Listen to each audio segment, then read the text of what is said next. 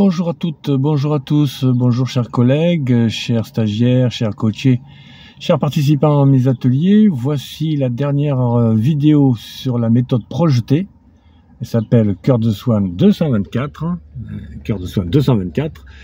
Et donc on va rappeler un petit peu ce qu'on a vu très rapidement pendant cette saga où j'ai parlé de la méthode projetée, la notion de projet. Alors rappelons un peu les fiches projet.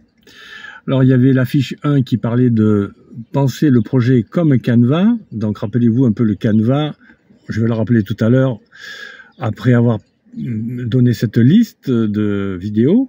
C'était la vidéo 216. La vidéo 217 qui parlait de repérer les fondations du projet. Parce que dans le canevas, il y a les fondations du projet.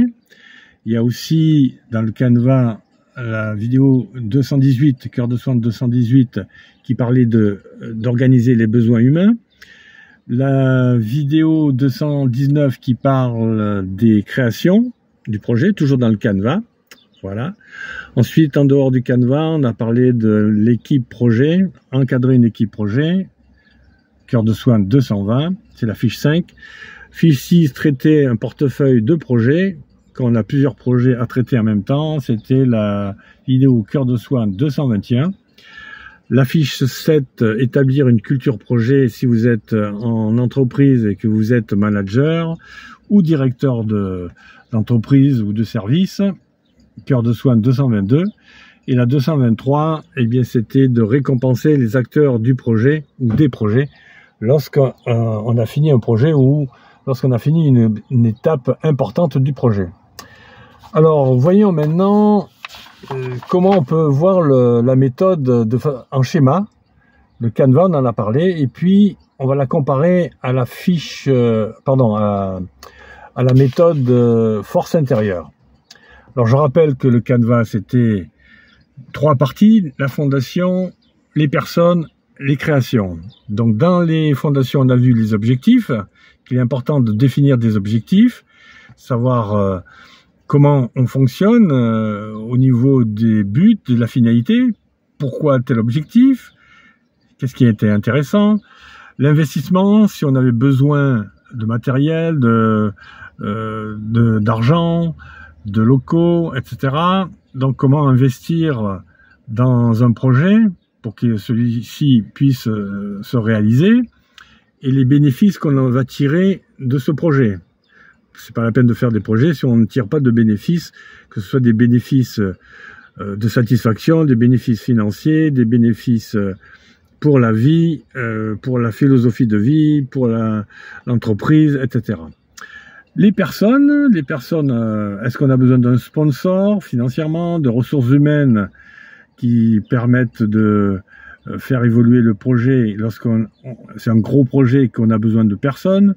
Les parties prenantes sont, en plus des ressources humaines internes, mais les parties prenantes externes et internes d'ailleurs sont les banquiers, les fournisseurs, les partenaires externes comme les consultants, les conseillers, les intérimaires, etc.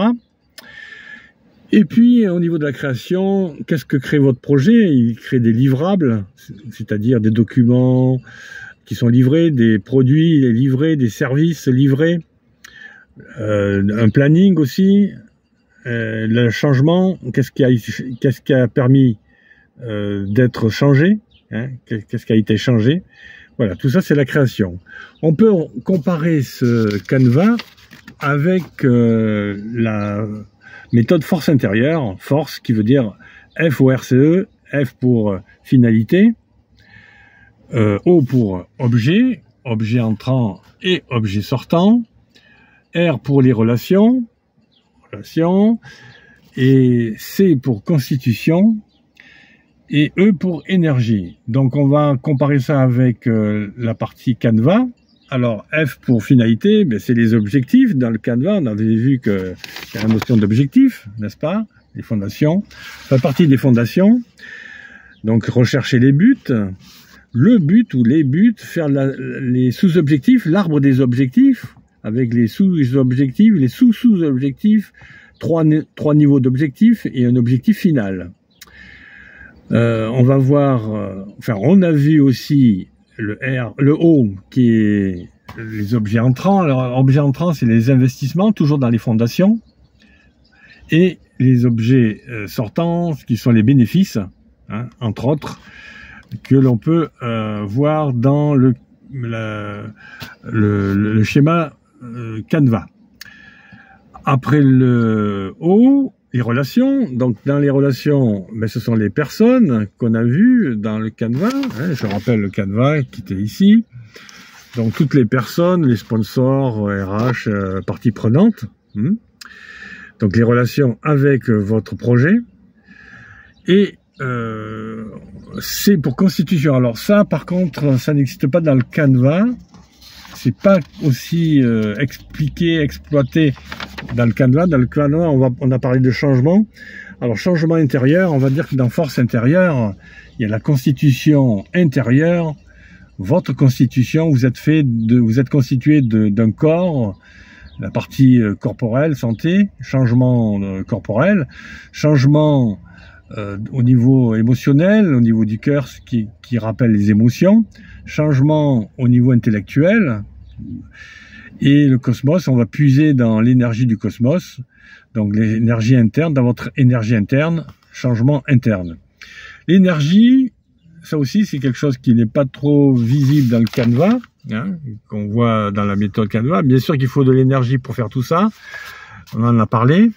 Alors l'énergie potentielle, qui est l'énergie ressource, qu'on va transformer en énergie dynamique, cinétique. Soit cette énergie est positive, soit elle est négative. Et bien, comment la transformer en énergie positive?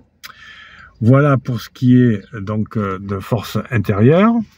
On a vu donc cette façon de voir au niveau schéma par le Canva et au niveau force intérieure, qui ne sont simplement que des façons de mettre en forme ce qu'on a vu pendant ces vidéos, pendant ces fiches, pendant cette saga. Eh bien, cette saga est terminée, justement. Je vous souhaite une bonne journée si c'est le jour pour vous, une bonne soirée si c'est le soir pour vous, et une bonne nuit si c'est la nuit pour vous. Rappelle simplement qu'un projet, ce qui est important de retenir, c'est qu'un projet a pour but un changement intéressant qui va vous permettre de mieux vivre votre vie professionnelle ou de mieux vivre votre vie personnelle. Sinon, c'est pas la peine de faire des projets.